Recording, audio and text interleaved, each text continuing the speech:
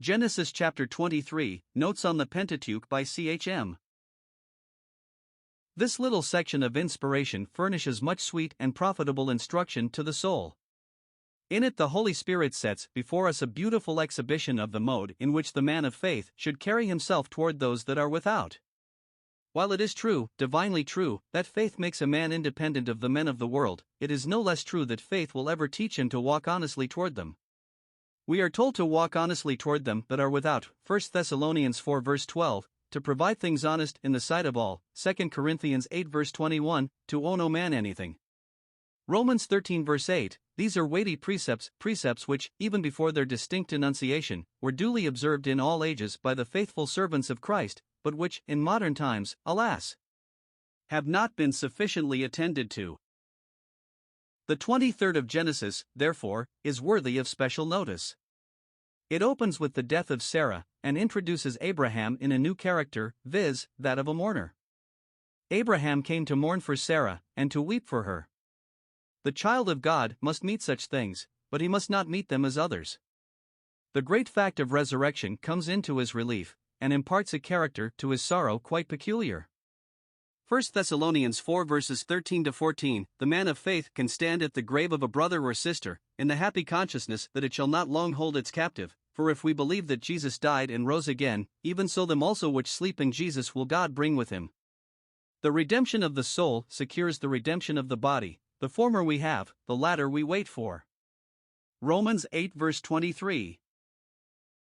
Now, I believe that in purchasing Machpelah for a burying place, Abraham gave expression to his faith in resurrection. He stood up from before his dead. Faith cannot long keep death in view, it has a higher object, blessed be the living God who has given it. Resurrection is that whichever fills the vision of faith, and, in the power thereof, it can rise up from before the dead. There is much conveyed in this action of Abraham. We want to understand its meaning much more fully, because we are much too prone to be occupied with death and its consequences. Death is the boundary of Satan's power, but where Satan ends, God begins. Abraham understood this when he rose up and purchased the cave of Machpelah as a sleeping place for Sarah. This was the expression of Abraham's thought in reference to the future. He knew that in the ages to come, God's promise about the land of Canaan would be fulfilled, and he was able to lay the body of Sarah in the tomb, in sure and certain hope of a glorious resurrection. The sons of Heth knew nothing about this.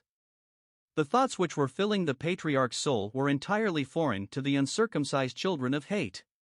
To them it seemed a small matter where he buried his dead, but it was by no means a small matter to him. I am a stranger and a sojourner with you, give me a possession of a burying place with you, that I may bury my dead out of my sight. It might, and manifestly did, appear strange to them to make so much ado about a grave, but, beloved, the world knows us not, even as it knew him not.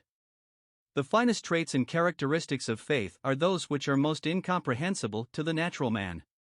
The Canaanites had no idea of the expectations which were giving character to Abraham's actings on this occasion.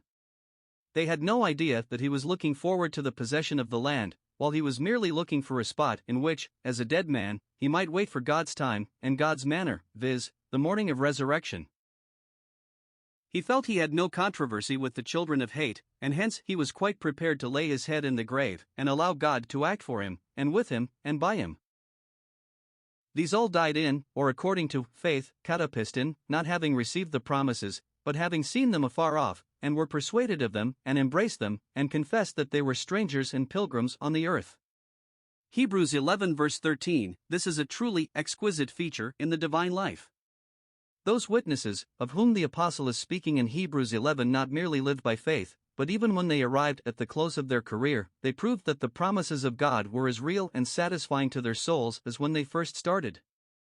Now, I believe this purchase of a burying place in the land was an exhibition of the power of faith, not only to live, but to die. Why was Abraham so particular about this purchase? Why was he so anxious to make good his claim to the field and cave of Ephron on righteous principles? Why so determined to weigh out the full price current with the merchant? Faith is the answer.